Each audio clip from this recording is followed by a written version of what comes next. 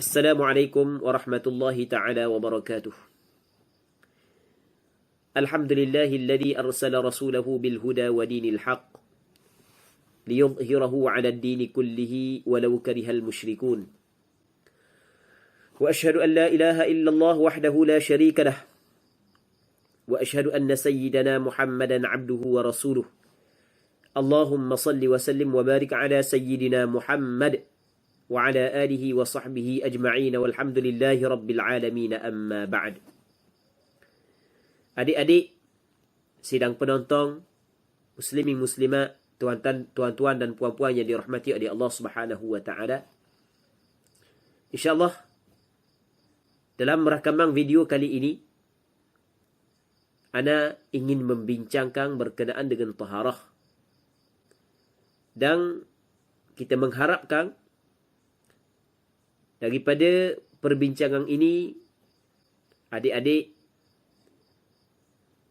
pelajar-pelajar, muslimin muslimat yang dirahmati oleh Allah Subhanahu wa taala, kita sama-sama dapat mengambil manfaat. Kita sama-sama mengambil manfaat daripada apa yang kita bincang. Antara perkara yang dititik berat oleh agama kita adalah bertaharah. Sehingga kan antara perkara yang diperintahkan kepada Nabi sallallahu alaihi wasallam adalah bersuci. Allah Subhanahu wa taala berfirman dalam Al-Quranul Karim, "Wa thiyabaka fatahhir." Dan pakaianmu wahai Muhammad, hendaklah engkau bersuci. Hendaklah engkau bersihkan. Hendaklah engkau sucikan. Dalam hadis Nabi sallallahu alaihi wasallam bersabda, "At-tuhuru syatrul iman." Bersuci itu adalah sebahagian daripada iman. Muslimin muslimat yang dirahmati oleh Allah Subhanahu wa taala, taharah adalah perkara yang cukup penting dalam agama kita. Kerana ia melibatkan beberapa ataupun ia menjadi syarat kepada beberapa ibadat yang penting dalam agama kita. Antaranya adalah ibadat sembahyang. Antara syarat sah sembahyang adalah bertaharah, bersuci. Sebab itulah bersuci perkara yang cukup penting, yang kita tak boleh ambil ringan. Bukan mesti kita kena ambil berat setiap perkara yang diambil berat oleh agama kita. Termasuklah taharah. Taharah, bahasa Arab, kalau kita terjemah kepada bahasa kita, makna dia adalah bersuci. Dia bersuci ni, dia terbahagi kepada beberapa bahagian. Ada bersuci daripada dosa dan maksiat. Sebagai contoh, dalam hadis yang diriwayat oleh Imam Muslim, daripada Abdullah bin Abi Aufa radhiyallahu anhu, daripada Nabi sallallahu alaihi wasallam, antara bacaan yang sentiasa dibaca oleh Rasulullah adalah Allahumma lakal hamdu mil as-sama'i wa mil al-ard wa mil ma syi'ta min syai'in ba'd. Allahumma tahhirni bil-thalji wal-barad wa ma'il barid. Allahumma tahhirni min adh-dhunubi wal-khataya kama yunaqqa ath-thawbu al-abyadu min al-wasakh. Maksudnya, ya Allah, tahhirni min adh-dhunubi wal-khataya, sucikanlah aku daripada segala dosa dan kesalahan. Jadi, taharah ada beberapa bahagian. Yang pertamanya adalah bersuci, bersih daripada dosa dan maksiat dengan cara kita bertaubat kepada Allah Subhanahu wa taala, beristighfar di atas kesalahan-kesalahan dan dosa-dosa yang kita buat. Hak ni kita tidak bincang. Kita tidak bincang hak ni. Hak ni perbincangannya ada dalam, ataupun perbincangannya ni dalam bab yang lain. Ni bukan dalam bab fiqh hak yang kita ingin bincang dalam video ini. Yang keduanya, pembahagian ataupun bahagian yang kedua taharah adalah bersuci daripada hadas dan bersuci daripada najis. Hak ni hak yang dibincangkan dalam kitab fiqh. Manakala bersuci daripada dosa dan maksiat, hal tu dibincangkan dalam kitab tasawuf ataupun kitab tazkiyatun nafs. Muslimin muslimat yang dirahmati oleh Allah Subhanahu wa taala. Taharah dalam fiqh ia terbahagi kepada dua. Yang pertamanya adalah bersuci daripada hadas, yang keduanya bersuci daripada najis. Bersuci daripada hadas dia terbahagi kepada dua. Yang pertama bersuci daripada hadas besar, yang keduanya bersuci daripada hadas kecil. Manakala bersuci daripada najis, dia terbahagi kepada tiga. Yang pertama bersuci daripada najis mughalladhah, yang keduanya bersuci daripada najis mukhaffafah, yang ketiganya bersuci daripada najis mutawassithah. InsyaAllah kita akan cuba huraikan secara terperinci berkenaan dengan taharah daripada hadas dan taharah daripada najis. Muslimin muslimat yang dirahmati oleh Allah Subhanahu wa taala. Yang pertama bersuci daripada hadas. Dia bersuci daripada hadas, dia terbahagi kepada dua, iaitu yang pertama bersuci daripada hadas kecil, yang keduanya bersuci daripada hadas besar. Ketika mana kita mempunyai hadas kecil, maka sebelum daripada kita mengerjakan ibadat tertentu seperti sembahyang, maka wajib kita kena bersihkan diri kita daripada hadas kecil. Mesti kita kena sucikan diri kita daripada hadas kecil. Mesti kita kena bertaharah. Okey, bagaimanakah cara untuk kita membersihkan diri kita daripada hadas kecil? Dengan cara kita berwuduk. Jadi bersuci daripada hadas kecil adalah cara dia dengan kita mengambil wuduk. Yang keduanya, bersuci daripada hadas besar. Okey, bagaimanakah cara untuk kita bersuci daripada hadas besar? Caranya adalah dengan kita mandi wajib. Yang pembahagian berikutnya adalah bersuci daripada najis. Ada bersuci daripada najis mughalladhah, mukhaffafah dan mutawassithah. InsyaAllah kita akan bincang satu-satu. Okey, kita ada hadas kecil. Yang mana hadas kecil yang disebut oleh ulama fiqh mazhab Imam Syafi'i, ada beberapa perkara. Yang pertama sekali adalah keluar sesuatu daripada kubul dan dubur.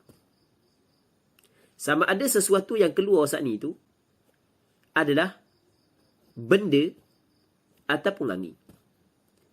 Sama ada benda yang keluar daripada kubul dan dubur, benda yang biasa keluar ataupun jarang keluar.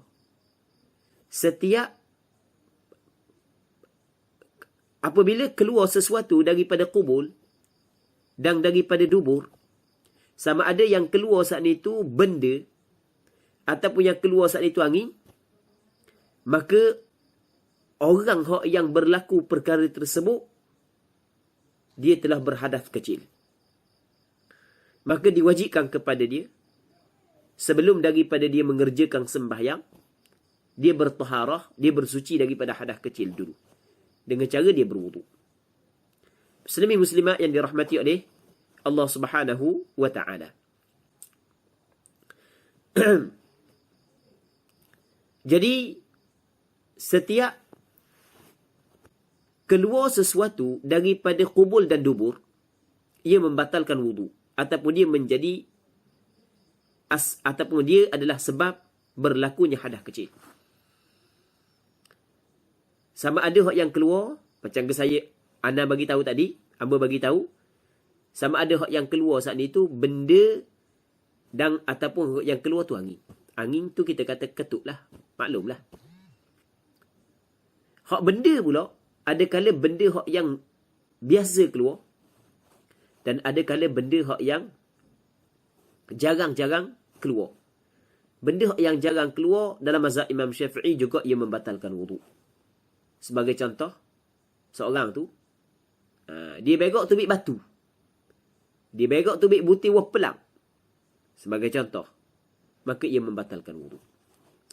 Ada suatu benda hak yang perlu anda sebut yang berkait dengan orang puak adalah Ada sebahagian daripada orang puang dia mengalami kentut farak. Maksudnya keluar angin melalui kemaluan hadapan dia. Adakah ia membatalkan wudu ataupun tidak? Sebenarnya keluar angin melalui farak perempuan, kalau kita nak tengok kepada pandangan ulama fiqh, sebenarnya ulama fiqh berbeza pandangan. Ada sebahagian daripada ulama mengatakan ia membatalkan wudu. Ada sebahagian yang lain mengatakan ia tidak membatalkan wudu. Menurut pandangan mazhab Imam Syafi'i, dan perkara ini disebut secara jelas dalam beberapa kitab fiqh mazhab Imam Syafi'i, bahawasanya keluar angin melalui qubul, melalui kemaluan hadapan, bagi perempuan juga termasuk dalam perkara yang membatalkan wudu. Kerana di sana ada hadis Nabi sallallahu alaihi wasallam bersabda, la wudu'a illa min sautin wa rihin. Tidak ada wuduk melainkan daripada suara dan angin. Rasul kabur lagu tu, tidak ada wuduk melainkan daripada suara, bunyi dan angin. Jadi apabila ada keluar angin, sama ada daripada qubul ataupun dubur, maka ia membatalkan wuduk. Jadi kesimpulan, menurut pandangan mazhab Imam Syafi'i, perempuan yang keluar angin daripada qubul dia, daripada kemaluan dia, yang dinamakan sebagai kentut farak, maka ia termasuk dalam perkara yang membatalkan wuduk. Jadi kalau berlaku kepada perempuan perkara tersebut, sedangkan dia telah mengambil wuduk sebelum daripada disembahyang, maka mesti dia kena ambil wuduk semula. Kerana wuduk yang telah diambil oleh dia telah batal. Muslimin muslimat, adik-adik yang dirahmati oleh Allah Subhanahu wa taala. Okey, itu yang pertama. Yang keduanya, antara sebab hadas kecil yang mewajibkan wuduk apabila kita nak sembahyang dan kita nak melakukan ibadat yang menjadi syarat bersuci pada ibadat tersebut adalah yang keduanya, bersentuh kulit antara laki-laki dan perempuan yang tidak mempunyai hubungan mahram tanpa berlapik dan kedua-duanya telah dewasa.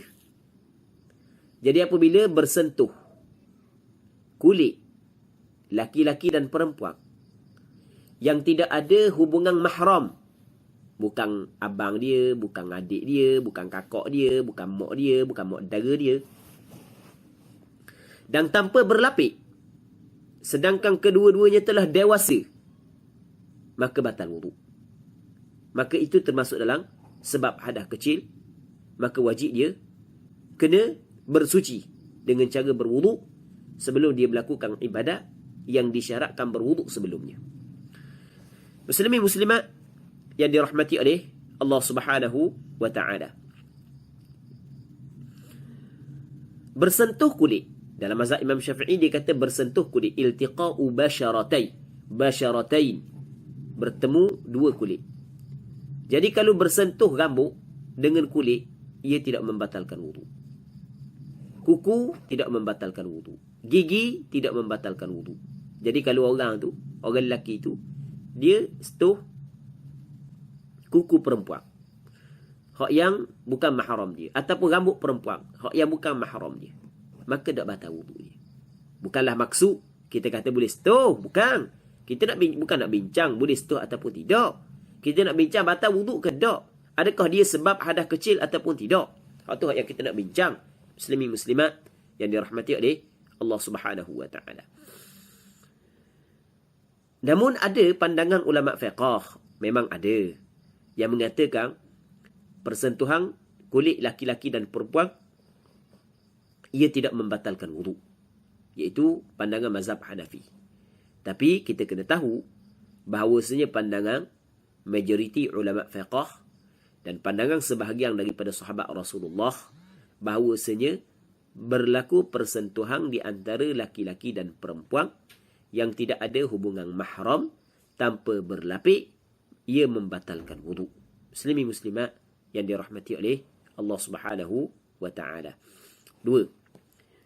Yang ketiganya adalah menyentuh kemaluan. Menyentuh kemaluan. sama ada menyentuh kemaluan dengan tapak tangan. Dia tapak tangan ni kalau kita buat rapak, hok rapak tu. Kalau kita buat gini, hok rapak tu. Ibu jari kita buat gini, hok rapak tu. Jadi hok tu, kalau setuh kemaluan, maka ia membatalkan wudu. Ataupun dia setuh tempat bulatan hok yang tepat keluar najis daripada dubur dia. Tempat bulatan hok yang keluar najis. Dengan tapak tangan juga batal wudu. Kalau dengan kawasan-kawasan lain, dengan kaki dah batal wudu. Dengan belakang tangan ni dah batal wudu. Dengan hujung jari ni dah batal wudu. Tepi ni dah batal wudu. Hak yang batal adalah dengan tapak tangan. Baik. Berapa dah? 3. Yang keempat adalah hilang akal. Maksud hilang akal ni bukan gila. Contoh seperti tidur. Orang hak yang tidur, yang mana tidur saat itu tidak rapat papan punggung di lantai, maka ia membatalkan wudu. Gila, batal wudu. Pesang, batal wudu. Setelah daripada dia sedar, setelah daripada sembuh, daripada gila dia, sebelum daripada dia nak semayang, mesti dia kena mengambil wudu terlebih dahulu untuk dia bersuci daripada hadas kecil. Muslimin muslimat yang dirahmati oleh Allah Subhanahu wa ta'ala. Okey, itu antara asbab ataupun sebab terjadinya hadas kecil. Apabila seorang tu ada ataupun berhadas kecil, maka sebelum daripada dia nak mengerjakan ibadat yang disyaratkan suci daripada hadas kecil, mesti dia kena menghilangkan hadas kecil tersebut sebelum daripada dia melakukan ibadat yang disyaratkan kena suci daripada hadas kecil. Wudu, muslimin muslimat yang dirahmati oleh Allah Subhanahu wa ta'ala, dia ada rukun-rukun dia. Rukun wudu yang pertamanya adalah niat. Niat ni maksud dia benda qasad dalam hati untuk mengerjakan wudu, untuk melakukan ibadat wudu. Ada kehendak dalam hati, keinginan dalam hati untuk mengerjakan ibadat wudu, maka itu yang dinamakan sebagai niat. Niat mesti diletakkan pada permulaan wudu. Permulaan wudu hak yang fardu adalah basuh muka. Maka ketika basuh muka, di situlah kita niat. Yang keduanya kena basuh muka. Perkataan basuh, muslimin muslimat yang dirahmati oleh Allah, adik-adik yang dirahmati oleh Allah Subhanahu wa ta'ala, perkataan basuh mesti mengalir. Sebab dia basuh ni dalam bahasa Arab, basuh, dia tidak dikatakan basuh melainkan mesti kena mengalir. Sebab itulah tidak memada kalau orang tu pergi celup tangan dalam kodah, ataupun dia hanya basahkan tangan dia sahaja. Dia tidak ambil air, dia basahkan tangan dia. Lepas tu dia pun lomor di muka dia. Kita tengok rata. Kena belaka air di muka dia. Tetapi dia tidak basuh. Dia tidak mengalirkan air di muka dia. Dia hanya lomor je air di muka dia. Maka tidak memada. Sebab basuh mesti kena mengalirkan air. Okey, muka pula adalah daripada permulaan tempat tumbuh rambut hingga kepada dagu. Daripada telinga kanan, anak telinga kanan hingga kepada anak telinga kiri. Ni yang dinamakan sebagai muka. Hak bawah dagu tak wajib. Hak yang rambut, hak yang atas ni kalau anda ni tengok banyak. Orang Terengganu kata benda sulah ke benda dahi sulah ke benda. Hak ni tak wajib lah. Sebab hak ni bukan tempat permulaan tumbuh rambut. Dia hak kira hak sini. Jadi kalau orang hak tumbuh rambut atas dahi, maka tak wajib hak yang atas dahi. Kalau orang tumbuh rambut atas ni, bukan. Kalau orang tumbuh rambut atas dahi, silap. Mula. Kalau orang tumbuh rambut atas dahi, maka hak atas dahi ni wajib dia kena basuh sebab dia masuk dalam kawasan muka. Kalau orang tumbuh rambut atas ni, baru tumbuh rambut atas ni, sini tak ada rambut, maka tetap wajib dia basuh start daripada sini juga. Bukan start daripada atas ni. Muslimin muslimat yang dirahmati oleh Allah Subhanahu wa ta'ala. Jadi basuh muka ni, kita basuh kulit dan bulu-bulu yang ada dalam kawasan muka. Masalah orang puang ke rambut panjang, sideburn ni. Sideburn ni dia masuk dalam kawasan muka. Maka diwajibkan kepada perempuan kena basuh sideburn. Sebab dia masuk dalam kawasan muka. Cuma seebeng hak yang panjang. Kalau erek saat ni tu lebih keluar lebih daripada muka. Adakah wajib dia basuh? Di sini ulama berbeza pandangan. Ada kata kalau hak yang lebih tu dah wajib basuh. Dan ada pandangan hak yang kata wajib basuh. Jadi ketika berlaku perbezaan pandangan, maka sebaik-baik bagi perempuan adalah basuh. Walaupun ada pandangan yang mengatakan kalau tak basuh pun tidak menjadi masalah. Tapi dalam hal ibadat, sebaik-baiknya kita mengambil langkah ihtiyat. Langkah berhati-hati. Kita cermaklah sikit. Supaya kita dapat keluar daripada khilaf, maka kita basuh yang lebih daripada kawasan muka kita ni. Baik. Tu bagi orang puan. Yang ketiganya, Sani, yang kedua basuh muka. Yang ketiganya adalah basuh tangan hingga ke siku. Jadi siku ni wajib basuh. Siku wajib basuh. Lebih daripada siku tidak wajib basuh. Daripada hujung jari sampai ke siku. Basuh macam kita kabur saat ni, basuh mesti kena mengalirkan air. Bukan mesti ambil air tok dalam gayung, basuh muka kita, tak semesti. Kalau kita pakai spray sekali pun tak ada masalah, boleh je. Tapi yang penting mengalir. Jadi kita spray banyak, air pun gerak, kita tolak boleh. Maka tu yang dinamakan sebagai mengalir. Kalau tak bolehnya, kita spray tangan sekali spray, kita beri lama muka gini. Tu tidak memada. Kita spray tangan, kita pun pakai gosok di tangan kita.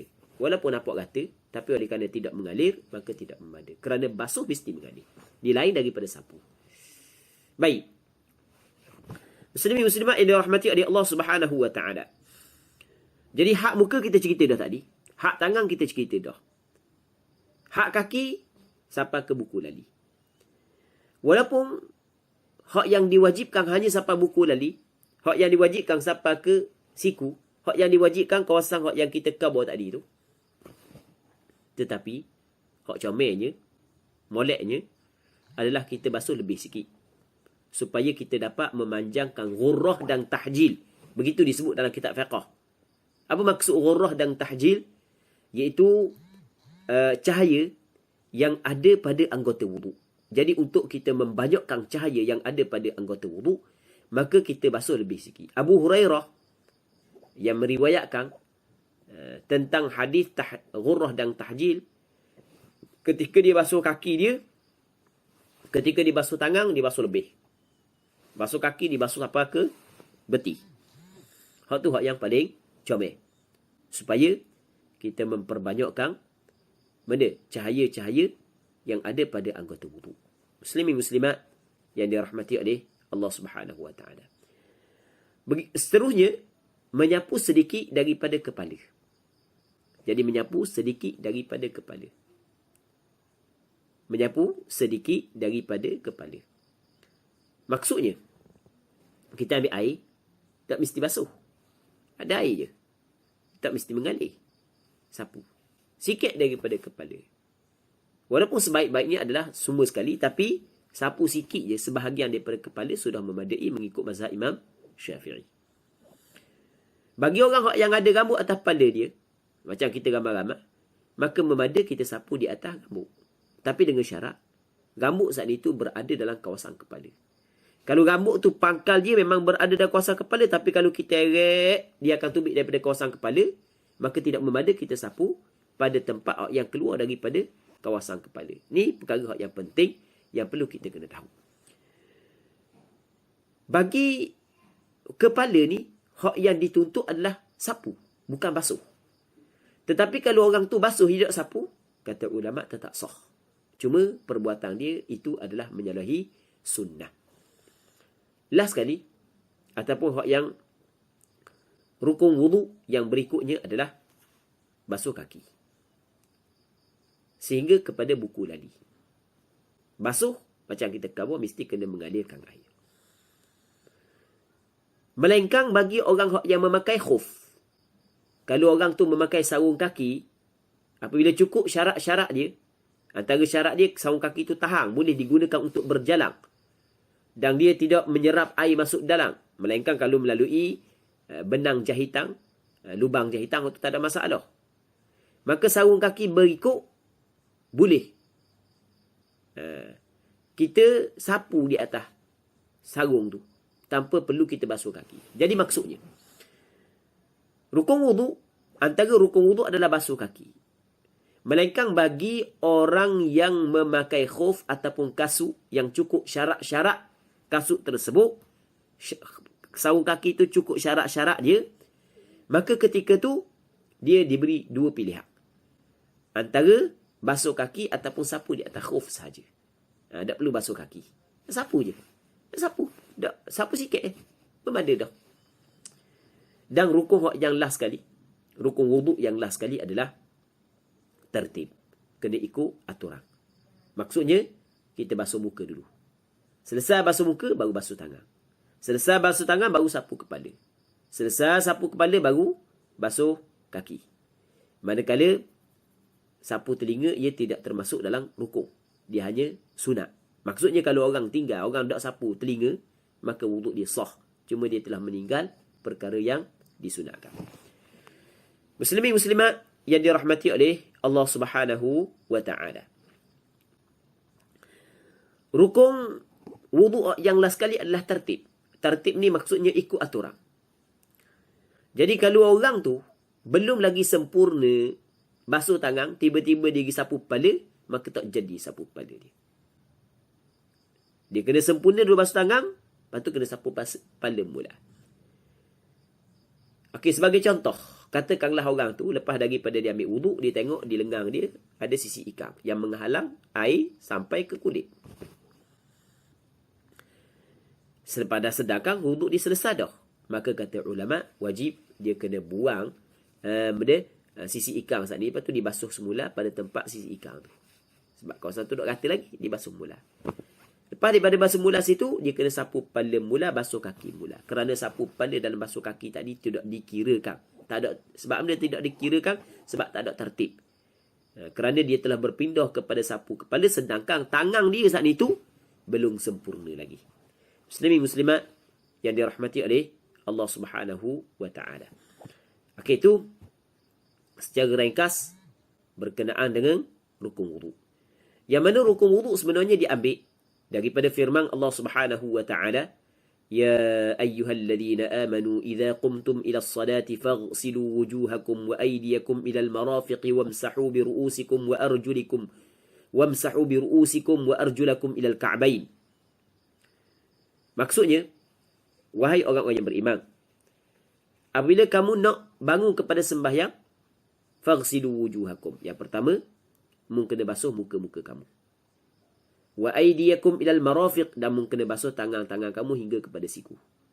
Wamsahu bi ru'usikum, dan mu kena sapu sebahagian daripada kepala kamu. Wa arjulakum ilal ka'bayn, dan mu kena basuh kaki-kaki kamu hingga kepada buku tadi. Okey, ni pak. Manakala niat, itu diambil daripada hadis yang dikeluarkan oleh Imam Bukhari dan Muslim. Kata Nabi sallallahu alaihi wasallam, innamal a'malu binniyat. Sesungguhnya amalan itu perlu kepada niat. Wa innamal likulli imri'in ma nawa. Dan sesungguhnya bagi setiap seorang apa yang diniatkan. 5. Yang keenam, tertib. Diambil ataupun difaham tertib itu daripada Al-Quran, ayat Al-Quran itu sendiri, dan difaham daripada perbuatan Nabi sallallahu alaihi wasallam.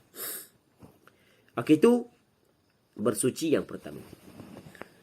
Bersuci yang kedua adalah bersuci daripada hadas besar, iaitu dengan cara mandi wajib. Maka kita kena bincang apakah sebab terjadinya hadas besar. Sebab terjadinya hadas besar yang pertamanya, muslimin muslimat yang dirahmati oleh Allah Subhanahu wa taala, yang pertamanya adalah keluar mani. Sama ada bagi lelaki ataupun bagi perempuan.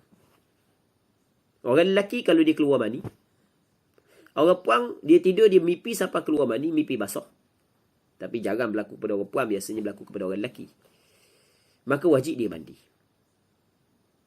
Baik. Satu ketika ada seorang sahabiyat, dia mari jumpa dengan Nabi sallallahu alaihi wasallam. Ditanya Rasulullah sallallahu alaihi wasallam, adakah wajib ke atas perempuan mandi apabila dia bermimpi? Kata Nabi sallallahu alaihi wasallam, "Na'am, idza ra'atil ma." Ya, wajib dia mandi apabila dia melihat basah. Lepas daripada dia bangun, dia tengok basah, maka wajib dia mandi. Antara sebab terjadi hadas besar, sebab yang mewajibkan mandi adalah muslimin muslimat, adik-adik yang dirahmati oleh Allah Subhanahu wa taala, adalah keluar mani. Sama ada bagi lelaki ataupun bagi perempuan. Yang keduanya adalah bersetubuh. Apabila berlaku persetubuhan, maka wajib mandi walaupun tidak keluar mani. Laki dan orang perempuan. Yang ketiga, keluar darah haid. Maksudnya, apabila perempuan tu keluar darah haid, lepas tu haid dia berhenti dah, haid dia kering dah, maka wajib dia mandi. Yang keempat, darah nifas. Apabila darah nifas berhenti, maka wajib dia mandi. Yang kelimanya adalah wiladah, beranak. Apabila seorang perempuan tu beranak, dan lepas daripada dia beranak tak ada darah nifas, tapi ini jarang berlaku, maka wajib dia mandi sebelum daripada dia sembahyang. Kalau yang biasanya lepas daripada beranak ada darah nifas, maka tidak wajib dia mandi wiladah. Sebab mandi wiladah diwajibkan ketika tidak ada darah nifas. Baik. Apabila berlaku sebab-sebab yang mewajibkan mandi, maka wajib perempuan tu mandi sebelum daripada dia sembahyang. Dan sebelum daripada dia mengerjakan ibadat yang disyaratkan suci daripada hadas besar. Okey, bagaimanakah cara dia mandi? Cara dia mandi adalah mesti kena cukup rukun-rukun dia. Rukun mandi dua je. Yang pertamanya niat, yang keduanya meratakan air ke seluruh tubuh badan. Muslimin muslimat yang dirahmati oleh Allah Subhanahu wa taala. Seterusnya, bersuci daripada najis. Bersuci daripada najis dia terbahagi kepada tiga. Yang pertamanya bersuci daripada najis mukhaffafah. Najis mukhaffafah ni adalah air kencing kanak-kanak lelaki. Air kencing. Selain daripada kencing bukan najis mukhaffafah. Kanak-kanak orang tua bukan najis mukhaffafah. Lelaki, kanak-kanak perempuan bukan najis mukhaffafah. Air kencing kanak-kanak lelaki. Yang umur dia belum mencapai 2 tahun. Kalau umur dia lebih daripada 2 tahun bukan najis mukhaffafah. Dan dia tidak makan selain daripada susu. Kalau dia makan selain daripada susu, maka najis dia bukan najis mukhaffafah. Maka caranya adalah setelah daripada dihilangkan zat ain najis dia, air kecil dia, lak-lak dulu ataupun perah dulu, lepas tu ambil air percikkan saja. Begitu yang diajar oleh Nabi sallallahu alaihi wasallam. Yang keduanya adalah najis mughalladhah, iaitu najis anjing dan babi. Maka caranya adalah dibasuh sebanyak 7 kali. Salah satu daripada 7 kali itu dengan air tanah. Yang ketiganya adalah najis mutawassithah. Najis mutawassithah adalah najis yang selain daripada anjing dan babi. Najis mutawassithah, adik-adik yang dirahmati oleh Allah Subhanahu wa taala, ia terbahagi kepada 2. Yang pertamanya najis hukmiyah. Hukmiyah ni maksudnya pada hukum najis, iaitu najis yang tidak mempunyai warna, rasa dan bau.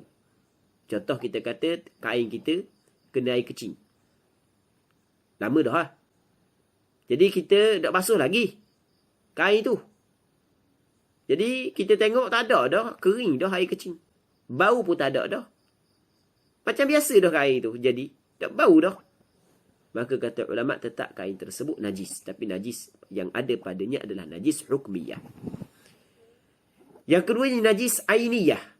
Najis ainiyah, najis yang ada ain dia, ada zat dia, ada sifat dia. Sifat najis 3. Warna, rasa dan bau. Jadi kita kata warna masih lagi ada, bau masih lagi ada, ataupun rasa masih lagi ada, maka tu yang dinamakan sebagai najis ainiyah. Najis hukmiyah cukup lalukan air saja atas dia. Kita ambil air, kita lalukan, cucur je. Okay, memada dah. Tu najis hukmiyah. Manakala najis ainiyah, mesti kita kena hilangkan ain dia. Mesti kita kena hilangkan sifat-sifat dia. Kalau tidak hilang sifat, tidak memada. Tidak sah. Belum lagi dikirakan suci. Ni benda hak yang penting. Kita kena tahu sebab dia melibatkan sah ataupun tidak semayang kita. Jadi najis ainiyah adalah mesti kita kena hilangkan zat dia dan hilangkan segala sifat-sifat dia. Warna, rasa dan bau. Cuma, kata ulama, kalau payah untuk dihilangkan warna sahaja atau bau sahaja, kita basuh 3 kali dah. Cukup dah 3 kali kita basuh, kita gonyoh dah, tiba masih lagi ada warna ataupun masih lagi ada bau. Warna sahaja, bau sahaja. Maka kalau begitu, keadaannya dimaafkan.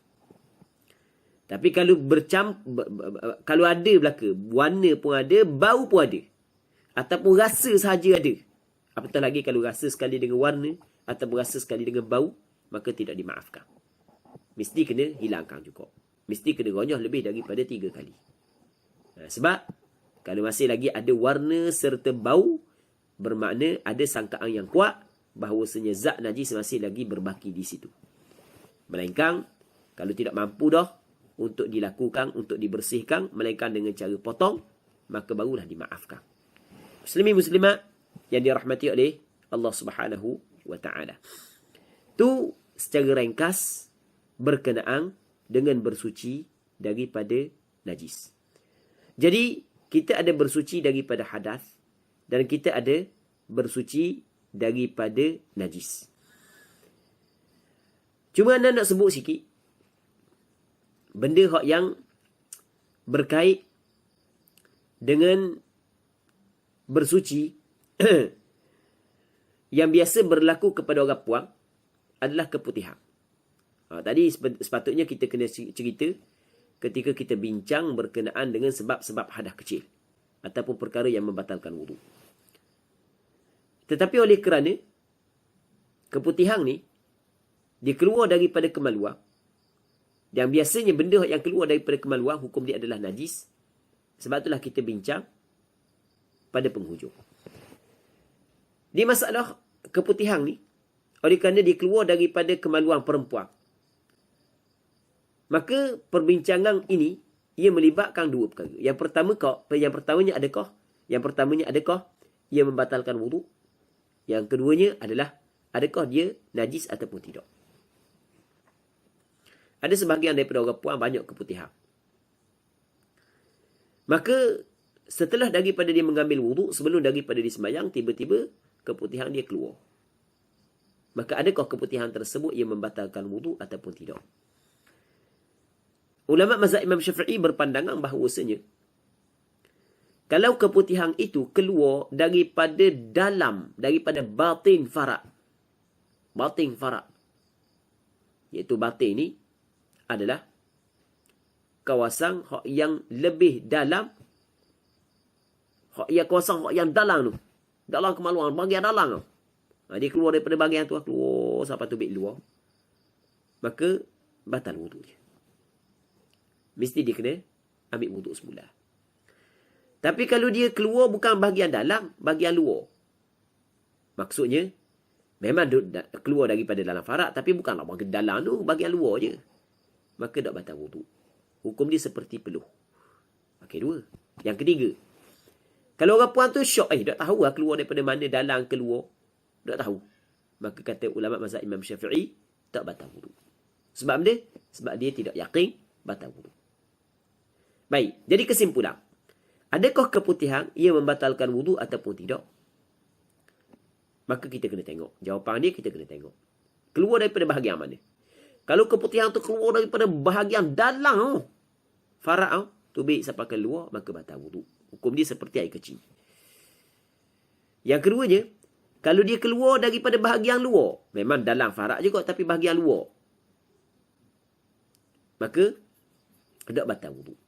Yang ketiga, dia tak tahu mari daripada dalam ke daripada luar, mazhab Imam Syafi'i kata tak batal wudu.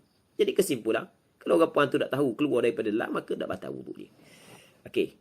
Adakah keputihan tu najis? Sama juga. Kalau dia keluar daripada bahagian dalam, maka dihukumkan dia najis. Tapi kalau dia keluar daripada bahagian luar, maka dihukumkan dia suci. Hukum dia seperti peluh. Peluh hukum dia suci. Tapi kalau orang puan tu tak tahu, keluar daripada bahagian dalam ke, keluar daripada bahagian luar, maka dikirakan suci. Dia tidak dikirakan najis. Muslimin muslimat, sidang penonton, adik-adik yang dirahmati oleh Allah Subhanahu wa taala. Jadi berkenaan dengan bersuci ni adalah benda yang cukup penting. Maka mesti kita kena ambil berat. Supaya kita dapat laksanakan apa yang dituntut oleh syarak dengan sempurna. Agar ibadat-ibadat yang disyaratkan bersuci itu sah di sisi syarak. Jadi yang berasa, jadi untuk perkongsian dalam video ni perkongsian dalam video ni setakat ni dulu. Jadi kita berdoa kepada Allah Subhanahu wa taala agar apa yang kita bincang, apa yang kita berkongsi sama-sama dapat mengambil manfaat, dan semoga Allah Subhanahu wa taala memberi keberkatan kepada kita semua, dan semoga Allah taala memberi taufik dan memberi kekuatan kepada kita untuk kita buat, untuk kita amalkan apa hak yang dituntut oleh syarak. Wallahu Subhanahu wa taala a'la wa a'lam. Sallallahu ala sayyidina Muhammad wa ala alihi wa sahbihi ajma'in. Walhamdulillahi rabbil alamin.